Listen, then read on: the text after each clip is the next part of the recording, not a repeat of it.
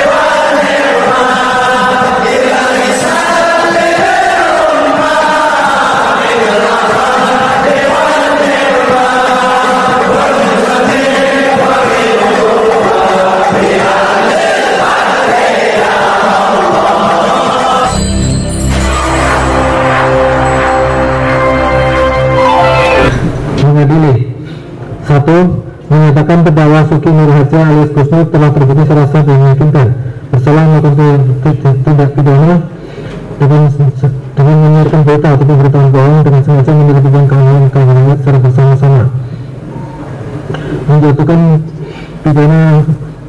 Oleh karena itu dengan pidana penjara terhadap Suki Nur Harja dengan pidana penjara selama 6 tahun. Assalamualaikum warahmatullahi wabarakatuh. Kami dari tim penasihat hukum Gus Nur, kami sangat menyayangkan bahwa adanya putusan tersebut. Gus Nur divonis 6 tahun penjara.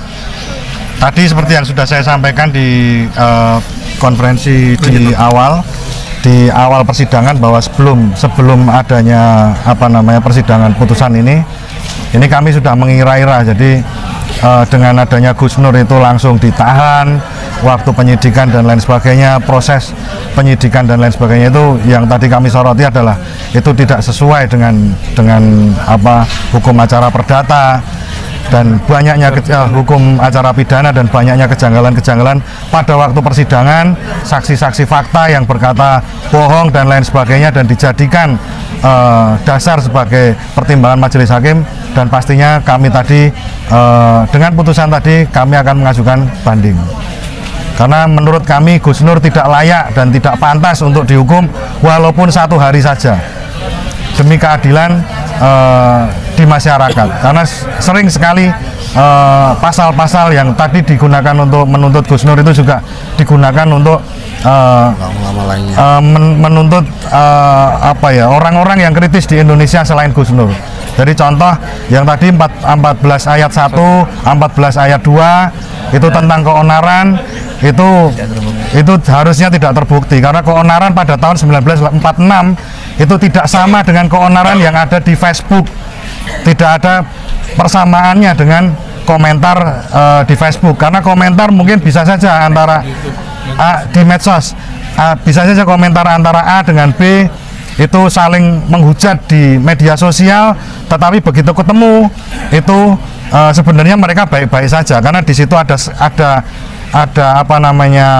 ketemu langsung kan, kita harus ada sopan santun dan lain sebagainya, dan itu tidak bisa dipersamakan yang pasal 14. Dan yang pasal Undang-Undang ITE pasal 27 itu sering sekali digunakan untuk alat membungkam masyarakat sebagai pasal yang represif. Contohnya yang sekarang ini yang lagi rame juga Bang Haris Azhar, beliau mengkritisi Bapak Luhut Panjaitan, tapi juga digunakan pasal itu lagi. Sebenarnya pasal Undang-Undang ITE seperti sama dengan namanya Undang-Undang ITE, itu adalah informasi transaksi elektronik. Jadi itu bukan alat untuk memenjarakan masyarakat. Jadi itu harusnya seperti ini kan, teman-teman media juga hadir. Banyak sekali di masyarakat kita ada yang namanya penipuan online. Kowe kelingan aku pura, aku saiki ning Kalimantan, itu kata-kata yang sering dipakai untuk menipu online. Seharusnya pasal itu yang digunakan untuk menjerat pidana-pidana seperti itu, bukan untuk menjerat masyarakat yang kritis. apalagi penistaan agama. Penistaan agama tadi saya dengar juga, Masya Allah, ini Gus Nur seorang pemuka agama, seorang yang punya pondok pesantren. Entah masyarakat yang menilai suka atau tidak suka, Gus Nur ini adalah seorang yang punya pondok pesantren yang setiap harinya mengajak kebaikan dan lain sebagainya, tetapi karena masalah mubahalah dijadikan seorang penista agama. Terus bagaimana kabarnya basar-basar yang pernah menista agama, yang tidak pernah diproses hukum? Begitu. Mungkin ada yang mau ditambahkan? Terima kasih Bang Andika. Jadi terkait putusan hari ini, tentu menurut kami ya, jadi pertama itu langkah secara hukum itu adalah banding. Karena sehari pun Gus Nur itu tidak layak untuk ditahan dan dipersalahkan sedemikian rupa. Dan tadi memang tuntutan yang diputuskan oleh majelis hakim ini tuntutan primer. Apa itu? Pasal 14 ayat 1, 1946, Junto 55 ayat 1. Ini adalah pasal memang dari awal ini pasal karet. Apa yang kita belum seperti yang disampaikan tadi, keonaran di tahun 46 dengan keonaran tahun 2000 sekian ini berbeda. Lalu pakai tafsir mana gitu dah. Jadi tentu tafsir yang menguntungkan oleh pihak-pihak yang sekarang sedang berkuasa. Begitu. Jadi kalau memang standarisasi keonaran itu adanya jawaban di media sosial, semua status di media sosial itu pasti ada pro dan kontra, itu pasti. Coba cek dah. Itu air laut, itu dalam lautnya atau dangkal. Bagi orang-orang biasa itu mengatakan itu cukup dangkal. Tapi bagi orang yang tidak biasa itu mengatakan sangat dalam. Pasti akan ada perbedaan begitu loh. Kalau yang dikatakan keonaran itu adalah dia kalau ada perbedaan pandangan di sosial media, semua status itu pasti ada pertentangan. Pasti, coba cek. Itu hukumnya pasti. Itu yang pertama pasal yang kita kritisi. Yang kedua, tadi memang ada kita dari awal itu juga dari lihat pertimbangan hukum fakta di persidangan itu memang menghilangkan memang pledoi kita 100% malah begitu ya, 100%. Kita mengatakan mengapa yang namanya berita bohong kan begitu ya. Berita bohong berarti ada yang benar dong. Gitu. Apa yang dipersoalkan ini adalah ijazah palsu. Lah, kalau ada yang bohong itu berarti ada yang asli. Bukan kita yang bilang legalisir, bukan. Kita minta yang asli dari awal, bukan legalisir. Kan begitu poinnya.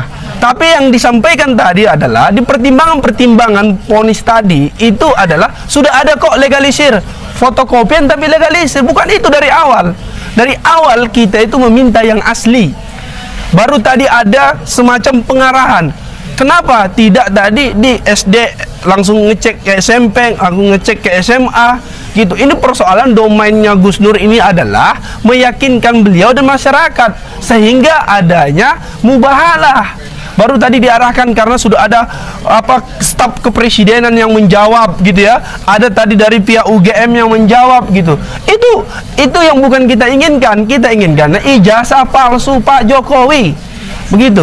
Itu ijazahnya, ijazah asli, bukan fotokopian dilegalisir. Itu mohon dicatat. Baru yang ketiga tadi kita sempat protes di persidangan ini seolah-olah mau dibacakan itu bukan di persidangan sebenarnya. Ada semacam aura-aura dari awal kita masuk tadi dari pagi itu ini rame banget. Saya tadi hampir lupa ini pengadilan Surakarta, negeri Surakarta atau Mapolres Surakarta. Ini saya hampir lupa tadi. Ini ternyata setelah saya sidang ternyata ini pengadilan negeri Surakarta, bukan Mapolres Surakarta.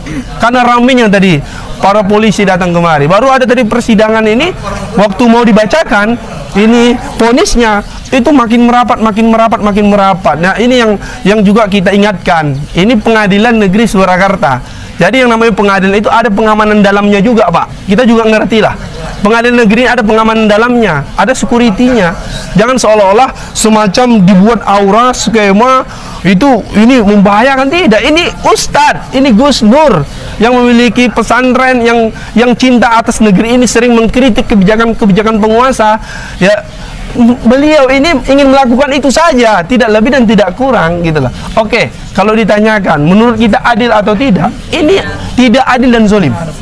Tidak adil dan zolim. Ini adalah hasil yang kita lihat adalah hasil ingin membungkam suara-suara kritis para masyarakat, para ulama, para ustadz. Oleh karena itu, langkah konkret kami sebagai PH-nya ini adalah melakukan banding. Tentunya kita berdoa ketika kita tidak mendapatkan keadilan di dunia ini, maka kita berharap pengadilan Allah Subhanahu wa taala yang akan menuntut.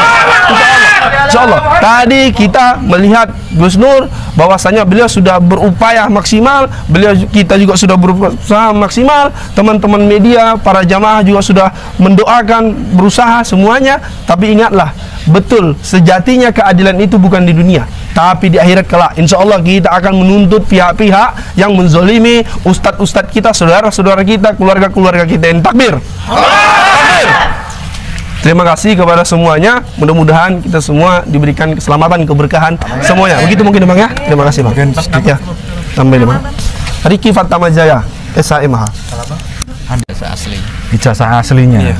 Tetapi efeknya adalah Gus Nur tadi seperti yang sudah didengar di pengadilan negeri divonis 6 tahun. Kalau menurut kami jelas kami tidak menerima seperti itu. Dan masyarakat pun setiap hari, setiap persidangan ini sudah di live di di YouTube, di media sosial dan banyak hal. Dan Gus Nur mohon diingat, Gus Nur juga punya pengikut, Gus Nur juga punya jemaah, Gus Nur juga banyak dicintai orang. Karena ini adalah perkara politik, mohon maaf untuk yang memperkarakan atau yang memproduk kasus ini, mohon diingat, tahun politik itu adalah tahun 2024, tinggal 1 tahun lagi, kekuasaan tinggal 1 tahun lagi. Maka kita 2024 bagaimanapun juga kita harus berpolitik yang tidak memberatkan umat Islam, itu pasti. Dan mohon dicatat baik-baik bahwa keadilan itu tidak hanya hari ini saja. Keadilan bisa terjadi besok pagi. Keadilan bisa terjadi bulan depan, bahkan tahun depan. Amin. Jadi ini pesan kami buat para penguasa yang zalim, buat para penegak hukum yang merasa bahwa mereka punya power dan bisa memenjarakan klien kami semena-mena. Saya rasa cukup. Monggo.